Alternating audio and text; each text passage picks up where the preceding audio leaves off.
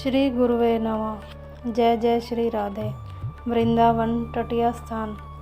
तटीय स्थान वृंदावन का वह धाम है जहाँ आज श्री ठाकुर जी विराजमान हैं, जिसके बारे में कहा जाता है कि यहाँ आज भी कलयुग का प्रवेश नहीं हुआ है। कलयुग का मतलब मशीनी युग से है। इस स्थान के बारे में कम ही लोग जानते हैं। तटीय स्थान स्वामी हरिदास संप्रदाय से जुड़ा हुआ है, जहाँ पर साधु संत इस संसार से विरक्त होकर बिहारी जी के ध्यान में लीन रहते हैं। वृंदावन में मौजूद सभी धार्मिक स्थलों में तटीय स्थान वह स्थान है जो विशुद्ध प्राकृतिक सौंदर्य है, जो तकनीकी प्रकृति से पूरी तरह अछूता है। तटीय स्थान में एक वास्तव में कई शताब्दियों पहले वापस चला जाता है, प्रकृति के साथ घनिष्ठ संबंध में रहता है। यह पवित्रता, दिव्यता और आध्यात्मिकता का स्थान है। एक बार मानव प्रकृति के साथ होने के बाद तटीय स्थान एक करीबी रिश्ते की याद दिलाता है। यह अब हिंदू धर्म के ईश्वर के सिद्धांत के सर्वव्यापी होने का सबसे अच्छा उदाहरण है। तटीय स्थान का इतिहास। तटीय स्थान स्वामी हरिदास संप्रदाय से जुड़ा हुआ है। बताया जाता है कि स्वामी हरिदास जी बांके बिहारी जी के अनन्य भक्त थे, जो कि भगवान कृष्ण हैं। उन्होंने दावा किया है कि उन्होंने प्रेम और दिव्य संगीत का पाठ वृंदावन के पक्षियों, फूलों और पेड़ों से सीखा है। हर सुबह यमुना नदी में स्नान करने के बाद स्वामी जी भजन के लिए निधिवन जाते थे, जिसके बाद वे घने घाट पर बैठते थे और अपने इष्ट शुद्ध प्रेम से परिपूर्ण कुंज बिहारी और श्री कुंज बिहारिणी कृष्ण और राधा का ध्यान करते थे। हरिदास संप्रदाय के 8 आचार्य हैं। प्रथम स्वामी हरिदास जी हैं। उनके गोलोक गमन के बाद के आचार्य स्वामी विट्ठल विपुल देव जी, स्वामी बिहारिणी देव जी, स्वामी सरस देव जी, स्वामी नरहरि देव जी, स्वामी रसिक देव जी, स्वामी ललित किशोरी देव जी और अंतिम स्वामी ललित मोहिनी देव जी। 7वें आचार्य स्वामी ललित किशोरी देव जी ने निधिवन को छोड़ने का फैसला किया ताकि एक निर्जन वृक्ष के नीचे कहीं जाकर ध्यान किया जा सके। चौबे जी गोकुलचंद और श्याम जी चौबे ने शिकारियों और तीमारदारों से जगह सुरक्षित करने का फैसला किया। उन्होंने बांस के डंडे का इस्तेमाल कर पूरे इलाके को घेर लिया। स्थानीय बोली में बांस की छड़ियों को तटिया कहा जाता है।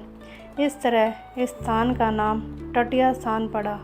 यहाँ के सेवा पूजा अधिकारी विरक्त साधु ही चले आ रहे हैं।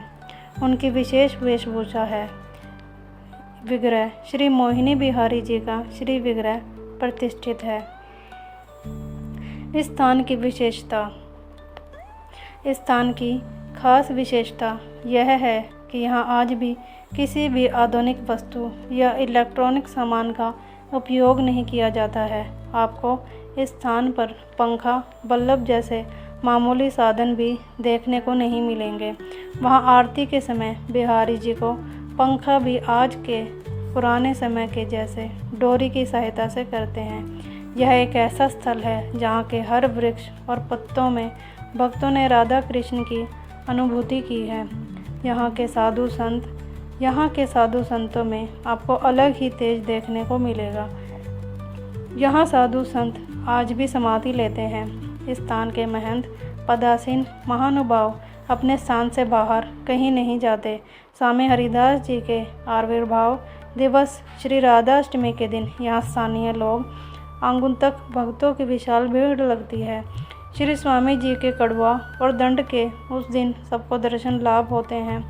उस दिन विशेष प्रकार की स्वादिष्ट अरबी का भोग लगाया जाता है और बटता है, जो दही और घी में विशेष प्रक्रिया से तैयार की जाती है।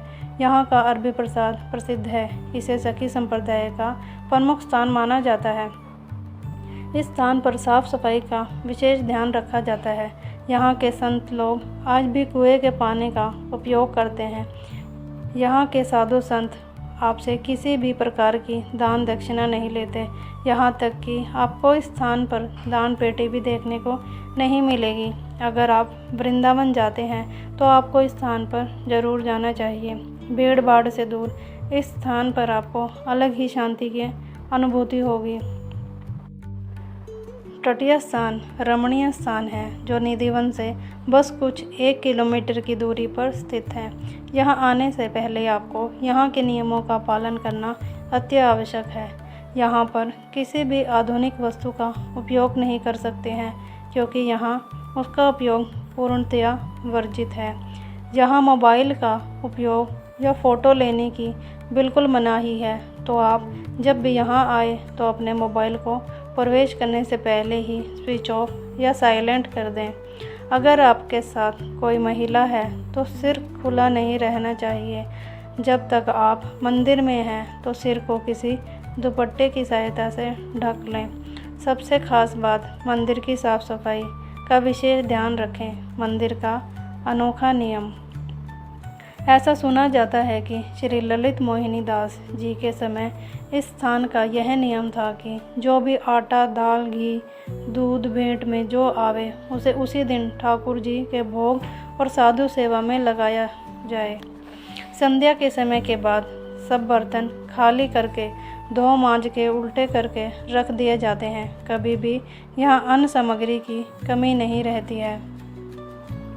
एक बार दिल्ली के यवन शासक ने जब यह नियम सुना तो परीक्षा लेने के लिए अपने एक हिंदू कर्मचारी के हाथ एक पोटली में सच्चे मोती भरकर सेवा के लिए संध्या के बाद रात को भेजे।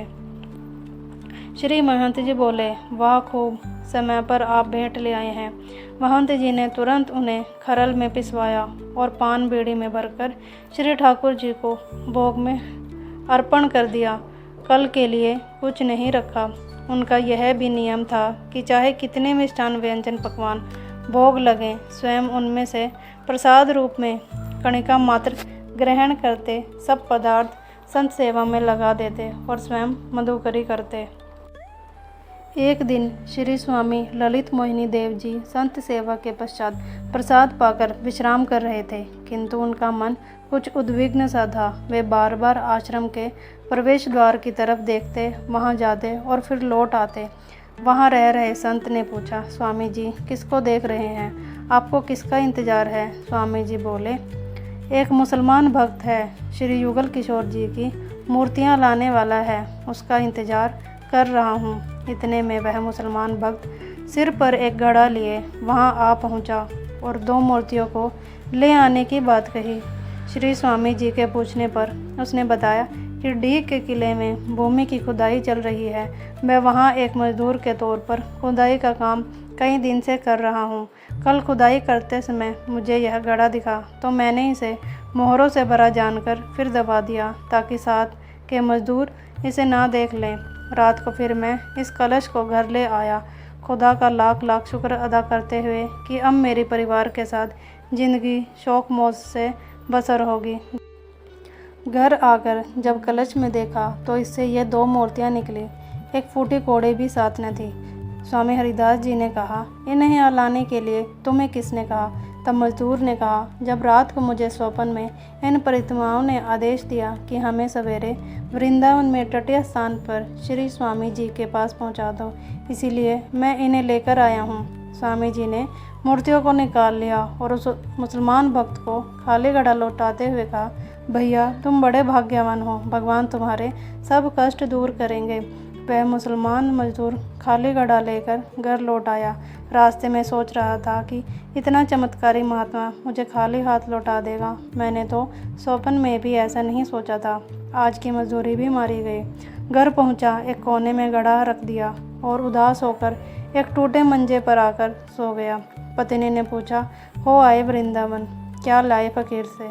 भर दिया घड़ा शर्फियों से। क्या जवाब देता इस व्यंग का?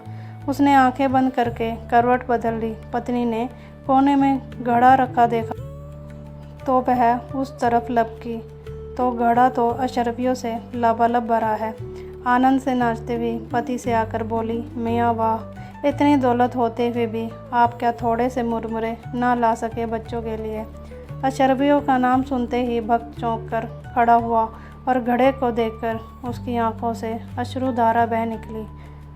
बोल, मैं किसका शुक्रिया करूं, खुदा का या उस फ़कीर का जिसने मुझे इस कदर संपत्ति बख्शी? फिर इन अशरफियों के बोझे को सिर पर लाद कर लाने से भी मुझे मुक्त रखा। जय जय श्री राधे।